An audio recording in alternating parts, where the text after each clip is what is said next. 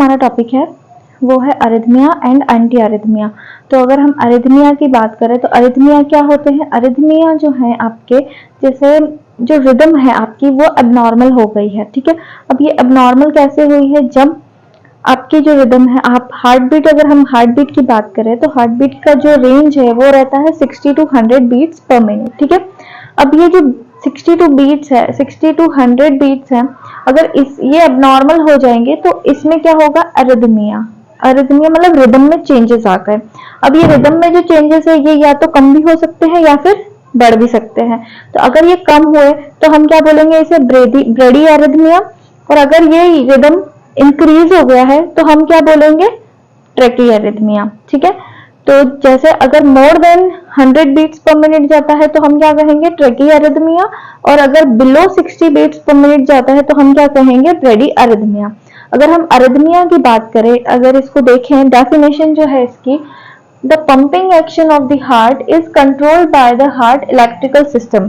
जो आपका हार्ट है वो इंपल्स जनरेट करता है, ठीक है। हार्ट इंपल्स जनरेट करता है, जैसे हम बोलते हैं SA node, AV node, bundle of face, bundle branches, पेस में ये पर्किंजी फाइबर्स, ये सब क्या है? आपके पेस मेकर्स है। ये क्या करते हैं? ये इंपल्स जनरेट करते हैं ऑटोमेटिसिटी, ठीक है। तो जो आपका हार्ट है वो कंट्रोल किससे होता है? हार्ट रेट किससे कंट्रोल होती है? इलेक्ट्रिक इंपल्सेस से, ठीक है। पंपिंग एक्शन जो है, जैसे नोडल सेल से कॉन्ट्रैक्टाइल सेल में जाते हैं, तो ये वाला जो टॉपिक है आप मेरे प्रीवियस वीडियोस देख सकते हैं, उसमें मैंने क्लियर किया है।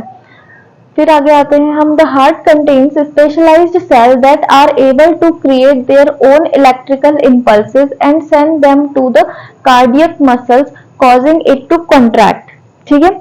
उसके बाद में अगर हम कार्डियक मसल्स जो है ये इंपल्स जनरेट करती है और फिर क्या करेंगे? हार्ट रेट जो है, मतलब हार्ट मसल्स को कॉन्ट्रैक्शन करवाती हैं।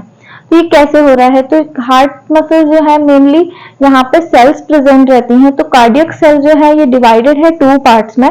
फर्स्ट है आपकी कॉन्ट्रैक्टाइल सेल, सेकंड है आपकी नोडल सेल और कंडक्टिंग सेल। ये काम कैसे करती है ये चेक करते हैं हम। तो जैसा मैंने बोला, cardiac cells can be divided into 2 types, first contractile cell, second nodal cell और कंडक्टिंग सेल। तो अगर हम इस स्ट्रक्चर को देखें तो आपको दिख रहा होगा कि जो ये कार्डियक मसल्स है, ठीक है, ये जो पोर्शन है ये आपका क्या हो गया? Cardiac muscle. अब कार्डियक मसल में अगर हम बात करें तो जो फर्स्ट इनिशियल स्टार्टिंग पॉइंट जो है उसे हमने क्या बोला है? कंडक्टिंग सेल, ठीक है। ये क्या कर रही है? इनिशिएट द इलेक्ट्रिक इंपल्स, ठीक है। यहाँ पर लिखा हुआ है इनिशिएट द इलेक्ट्रिकल इंपल्स। तो इलेक्ट्रिकल इंपल्सेस कहाँ से जनरेट हो रहे हैं? आपके कंडक्टिंग सेल से, ठीक है। अब यहाँ से धीरे धीरे सिग्नल्स कहाँ पहुंचेंगे? कॉन्ट्रैक्टाइल सेल में, तभी क्या होगा? आपकी मसल कॉन्ट्रैक्ट होगी, ठीक है। तो अब जो ये कॉन्ट्रैक्टाइल सेल है कॉन्ट्रैक्ट हो गए। अगर हम बात करें अब इनकी, तो ये क्या है? ये ग्राफ है। ये क्या है? एक्शन पोटेंशियल, कि कैसे आपकी इंपल्सेस जनरेट हो रही हैं। यहाँ पे क्या होगा? आयंस का एक्सचेंज होगा, तो हम उसको पढ़ेंगे, ठीक है। तो फर्स्ट जो है हमारा ये किसकी वजह से हुआ है? कंडक्टिंग सेल की वजह से, जिसे हम क्या बोलते हैं? Nodal cell. यहाँ लिखा है मैंने membrane potential of autorhythmic cells, ठीक है।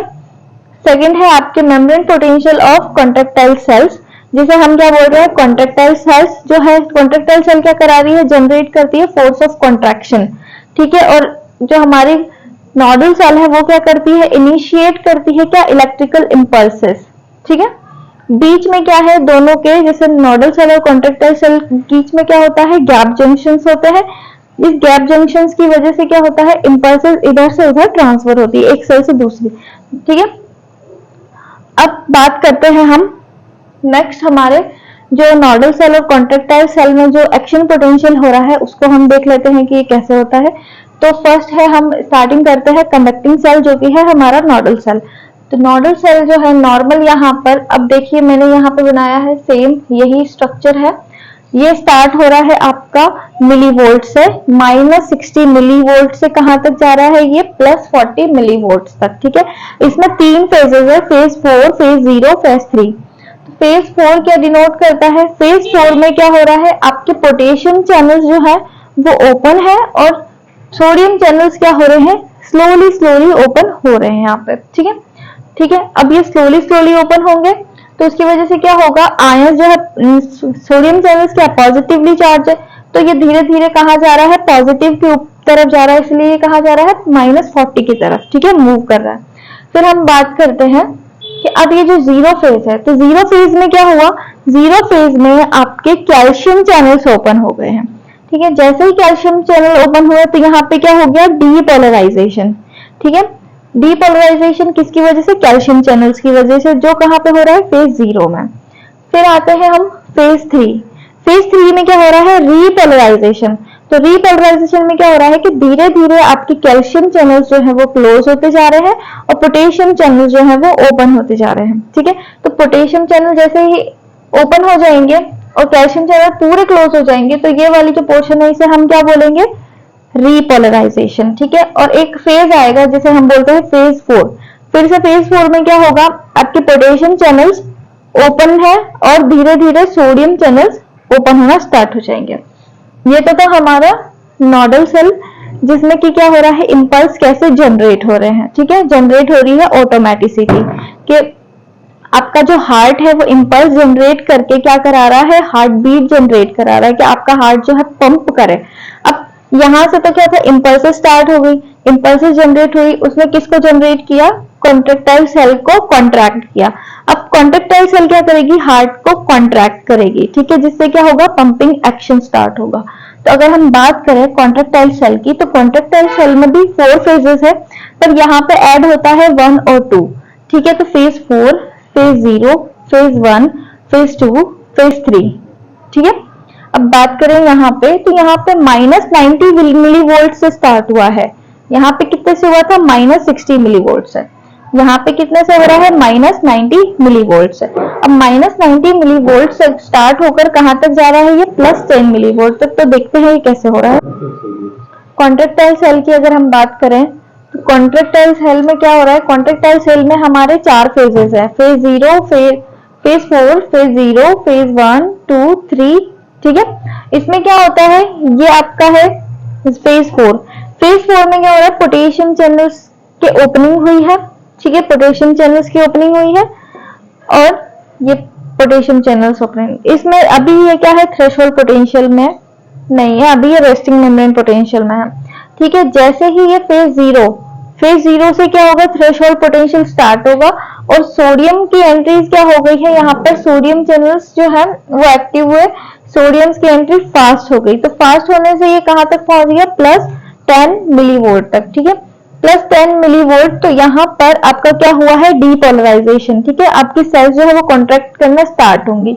अब यहाँ से देखो, फेज 1 जो है ये क्या है, यहाँ से यहाँ तक का पॉइंट है, ये तो था हमारा फेज 0। अब फेज 1 में क्या हो रहा है, फेज 1 में आपकी पोटेशियम की एंट्री हो गई है, तो पोटेशियम चैनल जैसे ही ओपन होंगे तो क्या होगा, धीरे धीरे नेगेटिविटी की तरफ आएंगे, तो ये वापस कहां तक आ गया, 0 तक, ठीक है। अब 0 के बाद में आप देखिए यहाँ पे फेज 2। फेज 2 क्या है, प्लेटिव फेज। प्लेटिव फेज में क्या हो रहा है, आपकी कैल्शियम की भी एंट्री हो रही है, साथ साथ में क्या हो रहा है, पोटेशियम चैनल्स भी ओपन है, मतलब कैल्शियम भी आ रहे हैं और पोटेशियम जा भी रहे हैं, आयंस आ भी रहे हैं और जा भी रहे हैं। तो ये क्या हो गया है, यहाँ पर जो स्टेज है ये प्लेटिव फेज हो गया, कांस्टेंट चल रहा है यहाँ पर, लीनियर, ठीक है। फिर अगर अब फेज 3 में क्या हो रहा है, 0, 1, 2 यहाँ तक समझ आया। फेज 3 में क्या हो रहा है कि फेज 3 में आपके कैल्शियम जो है, कैल्शियम की एंट्रीज धीरे धीरे, कैल्शियम चैनल क्लोज होते जा रहे हैं और पोटेशियम चैनल अभी भी क्या है, ओपन है। इसकी वजह से क्या होगा कि आपका जो फेज है वो धीरे धीरे स्लो पे जाएगा। तो ये क्या हो गया, डीपोलराइजेशन, ये क्या हो गया, रीपोलराइजेशन। फिर एक फेज आएगा जब वापस से आपका कौन सा फेज स्टार्ट हो जाएगा, फेज 4। अगर हम बात करें ड्रग क्लासिफिकेशन की एंटी एरिथमिया में, तो इसे हम वैगन विलियम क्लासिफिकेशन भी कहते हैं। इसमें मेनली क्लासेस आ जाती हैं, जैसे हम इसे 4 क्लासेस में सब डिवाइड करते हैं, क्लास 1, क्लास 2, क्लास 3, क्लास 4, ठीक है। तो अगर हम बात करें क्लासेस की, ड्रग क्लासेस की, तो क्लास 1 जो है ये हमारी है बेसिकली सोडियम चैनल ब्लॉकर्स, ठीक है। सेकंड है हमारा क्लास 2, जिसमें है हमारा बीटा ब्लॉकर्स, ठीक है। क्लास 3 की बात करें तो हमारे हैं पोटेशियम चैनल ब्लॉकर्स, और क्लास 4 की बात करें तो क्या है, हमारे कैल्शियम चैनल ब्लॉकर्स, ठीक है, ये है आपके ब्लॉकर्स। अब इसके आगे की जो वीडियो है हम क्लासिफिकेशन को अच्छे से तब पढ़ेंगे पार्ट 2 में। Thank you.